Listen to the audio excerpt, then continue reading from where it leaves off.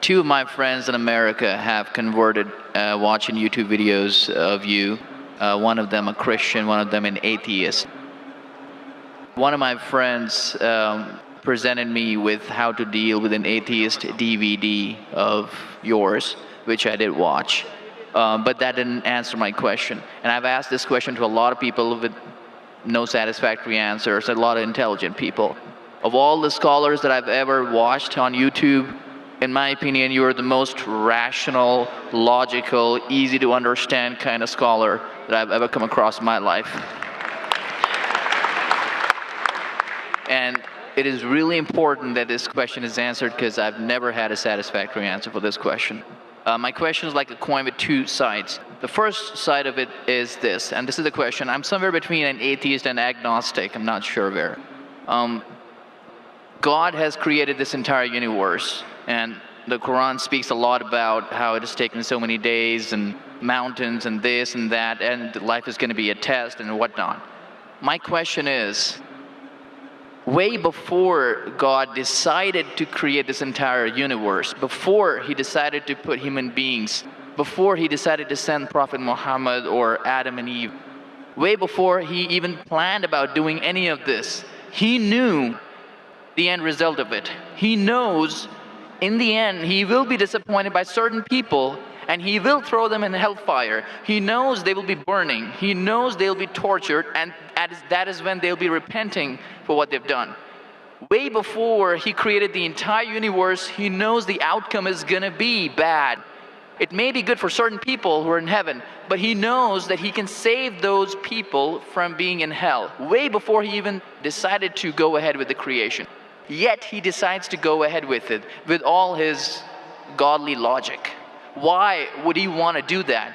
The question, if I can just put it in this manner, how can God be so sadistic that he would actually go ahead with a plan which he knows is going to end up in that manner? That's the first side of the coin. The second side of the coin is, for some reason, if I believe that, okay, God is almighty and he understands everything is great, God is great, why is God insisting in the Quran that look at the mountains, look at the protons, the electrons, this and that, everything is so synchronized, how amazing I am? Why is he forcing us to find his creation amazing when it is a piece of cake for God? I mean, he just had to say kun and it was done. Then why is it a big deal if God has made this entire universe which is so amazing? Because for God it's nothing. So I should not be really amazed at his creation. He can do much more than this. So I do not understand why he wants us to respect what he's done or find it amazing what he has done. The brother asked a very good question and a very intellectual question. It's a very good question. And he has seen some of my tapes on YouTube, even of atheism. And this question that is troubling him, he hasn't got the answer to. The brother asked the question that Almighty God knows everything before he created the heaven and the earth, before he created human being. Even if one person goes to he could avoid that. Hell, he could have avoided that. I mean, he could avoid being disappointed. Of course. I'll reply. The brother said, even if one person goes to hell, it is as though God would be disappointed. Now coming to your question, I started a school. And you may have heard Islamic International School. If a teacher takes an examination, if she is just, while she is giving the examination, she writes in the maths paper 2 plus 2 is equal to how much? The student in front of her or him, the teacher, writes 5. She can very well tell the student, change 5 to 4. Would it be just on the teacher during the test and examination to correct a student who's writing a wrong answer? Right, but if she has an option that the student doesn't need to do any of that and still No, I'm asking you a simple question. I'm asking you a simple question. The teacher has given the question paper. Right. All the students were informed about it. You're right. For that particular situation, For that particular situation, the teacher can tell, dear student, change 5 to 4. What will the other students think about? Unjust. But God can be just at the same time. He can create a completely different condition. He doesn't have to go ahead with that situation. He's not bound by any situation. Brother is saying, Almighty God can create something which is perfect and will not make mistake, correct? That God has already done. He created the angels. God created the angel never go against any commandment of God. But human being is a better creation than angel. The angels have got no free will of their own. If you have heard my tapes, if you have not heard, I'll tell you now. The angels are a creation of Almighty God, but not the best creation. Almighty God created the human beings. The human beings, they have a free will to go against God or to follow God. If you have chosen to be a human being, if you disobey His commandments, you go to hell. If you obey His commandments, you're superior than the angel. Because the angel doesn't have a free will of his own, then he follows God. It's nothing great. The human beings are the better creation of Almighty God. Almighty God has given a free will. That's a different question that Almighty God knows. Because He has ilm-e-ghaib, He has knowledge of the future. He is more superior. So He has created such a creation which has a free will. The fault is of human being, not God. No, but God has created us with that fault, and He knows He can avoid that. Not fault. It's not fault, brother. It is free will. Why is He giving us a free will when He knows He's going to eventually put these many people in hell? Why is He doing something? That is a different creation. Like, would you want to create something which can think on its own, or would you want to? Someone so compassionate can also brother, that's what I tell you. What you want, God has already created an angel.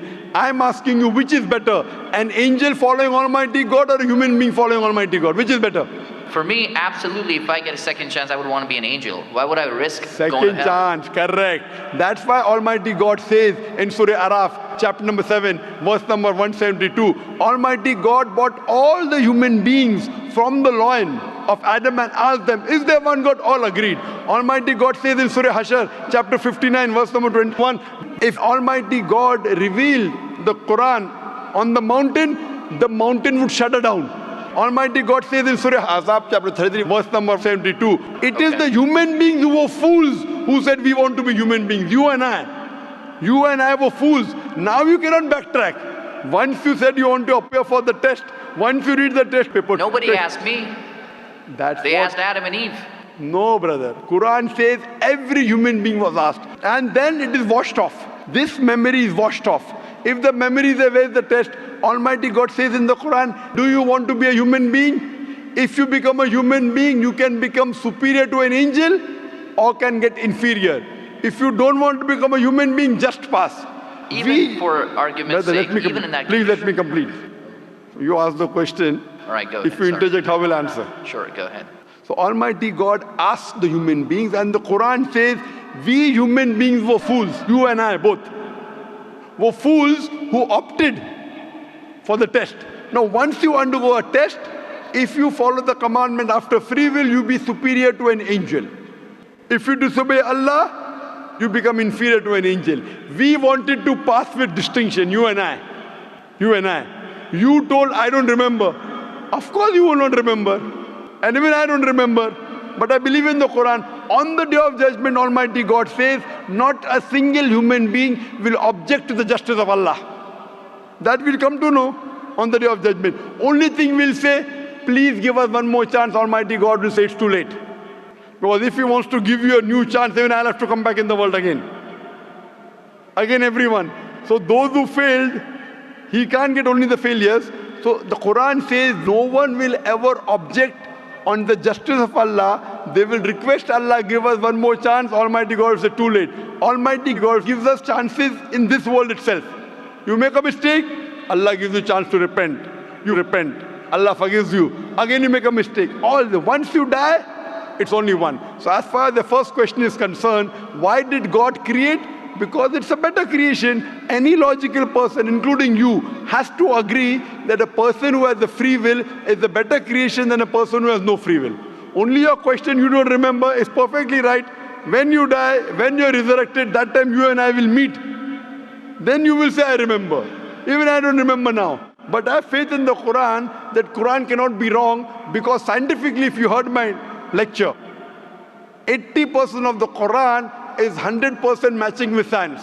20% is ambiguous, neither right, neither wrong. So my logic says when 80% is 100% correct and not even 0.1% of the 20% is wrong, so my logic says even this 20% would be right. I'm a scientific person, I'm a logical person. So I believe in the statement of the Quran that we chose.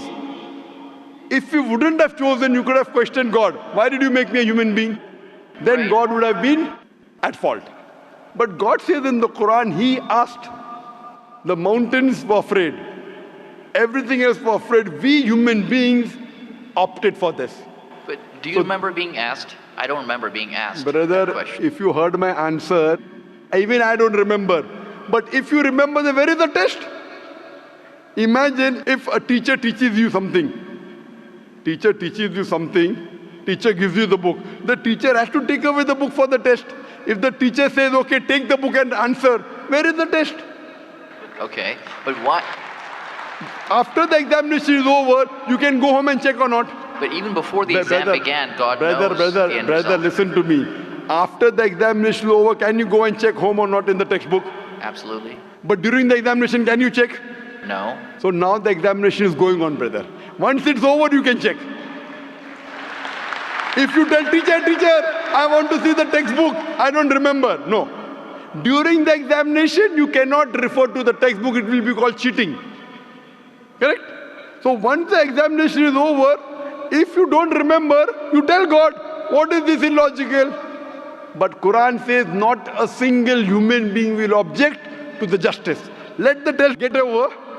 So today, I being a scientific person, I being a logical person, based on my knowledge of science, based on my logic, when I read the other scriptures and when I read the Quran, I find Quran is the only book, only religious scripture on the face of the earth which passes this test.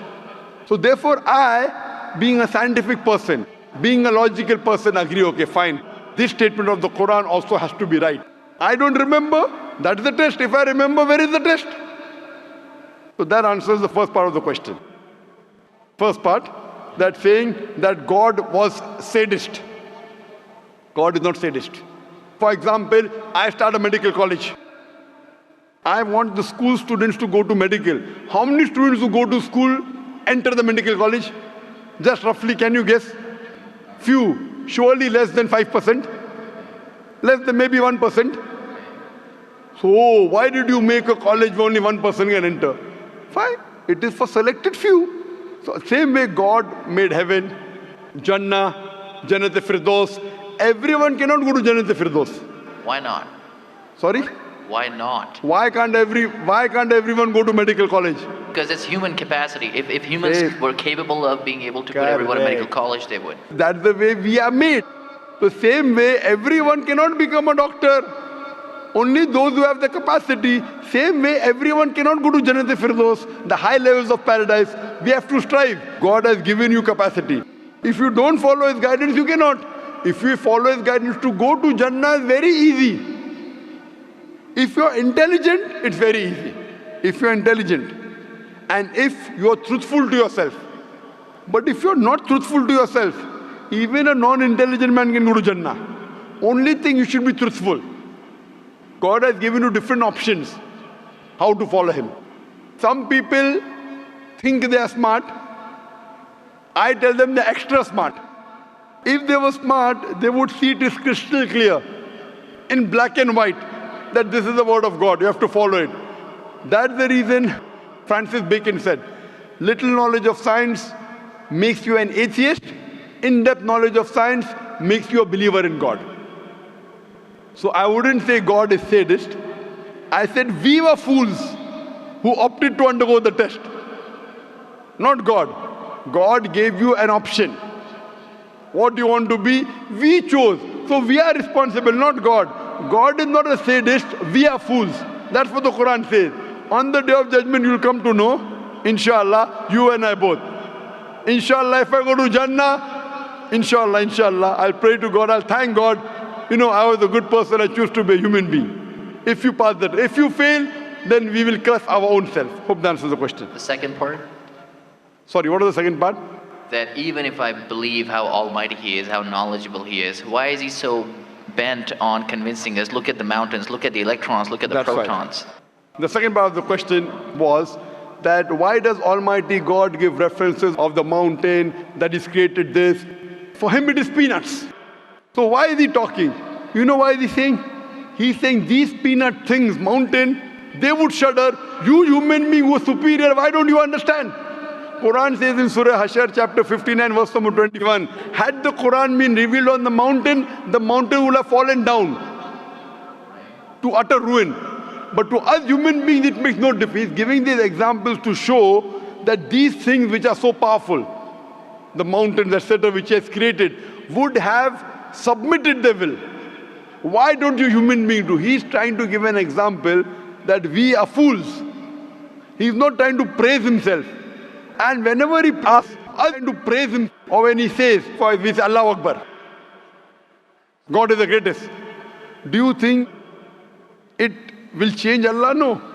Whether you say 1,000 times Allahu Akbar or 1,000,000 times, he cannot become greater. He's already the greatest. The reason we say these things is because it is our human mentality, our human nature, that we follow the people who are famous, we follow the people who we praise. For example, your mother has a heart attack. There is an unknown person on the street who gives you the treatment. And you heard that the best heart specialist in the world is Dr. X. Now, will you follow Dr. X's advice or the person on the street who you don't know? Dr. X. Why? Because Dr. X is famous. People know him. He's the best in the world. So the reason in our salah, in our life, we say Allahu Akbar, Allah is the greatest, Allah is the most wise, Allah is the most intelligent. Why? If we say that, it doesn't benefit Allah. It benefits us. That if we praise him, we follow him. If we follow, we go to Jannah. To Allah, it makes no difference. Therefore, Allah says, will you not then believe? Will you not then understand? That means the Quran is revealed to the people for understanding. So he's giving this example not to make himself great. He's already the greatest. Whether you say 1,000,000 times Allah is the greatest, it will not make a difference to Allah. He's telling it to you. Allah says in the Quran, Allah does not require you, you require him. So when we praise him, it is human psychology that the person you praise, person you talk great about, you tend to follow his advice. By following his advice, it will benefit you, it will not benefit him. He is already the greatest. He is already the merciful. So these are rules and regulations laid down. He is our creator. He knows our mindset. You are a student of science, correct? I am also a student of science. The moment I come to know, Allah mentioned these scientific facts which we came to know today, 50 years back, it increases my faith in Allah. Allah says in Surah Fussilat chapter 41 verse 53, Sanuri mayatina fil afaqi wa fi anfusihim hatta yatabayyana annahu al-haq. Soon we shall show them our signs in the furthest regions of the horizons and into their soul until it is clear to them that this is the truth. So Allah is giving these examples so that it benefits us. For him, it makes no difference. It is benefiting us, so he is giving us a chance to follow him so that we can go to heaven. Hope that answers the question, brother. I recognize his power, and I understand he's amazing and all that he's done. But am I expected to be amazed at his achievements at creating this universe? Because for him, it's like a 1-second job. Correct. Right? So for him, which is 1-second job, when he tells you not to have alcohol, if you have alcohol, sure. But am I expected to be amazed at his creation? No, see, the thing is that he is not there to prove himself better. If you believe that for him it is peanuts, so will a person lie? No. So if he says don't have alcohol, you will not question him. No. Don't have pork, you will not question him. Yeah, but I'm not amazed at his creation because for him it's nothing. Compared to us, it's amazing. For him, it's nothing. Right. But compared to us, a person who can create the universe, when he tells me not to have alcohol, I immediately follow. Sure, I don't mind following him, but do I have to be amazed at his creation, as is said in the Quran? See, as you asked me the question, should I be amazed at the creation? Right. I would say, if I believe human being is a better creation, then yes, I'm amazed, and then I say, Alhamdulillah, he has made me better than that. So if I'm amazed, he made the mountains, he made the stars, he made the sun, but he made Zakir Naik also. He made a human being. And we are the best of creation. So he gives these examples so that we realize what benefit he has given to us. All the favors he has given to us. Talking about the science, talking about the protons, talking about the mountains. Finally he says, human beings are the best creation. So in comparison, we have to agree that our Creator has created this human body, the molecules, the DNA, the complex thing, which can never come by chance. So in this way, we are amazed at the creation of the human being. And then we submit to him. If you are not amazed, only by being amazed, we submit that he is our creator, he is worth worshipping. No one else can do that. This is so that we worship him and we pass the test and we go to paradise. Hope that answers the question. If Bill Gates gives me $100, should I be amazed that he has given me that money? I believe that the question has been answered, and unfortunately we are very constricted for time. You are welcome to come back tomorrow, inshallah. As with all of the brothers and sisters, we have come to the end of tonight's session, so please a very big thank you. It said, if Bill Gates gives you $100, Should I be amazed? will you get amazed? Brother, the question is, why should Bill Gates give you $100?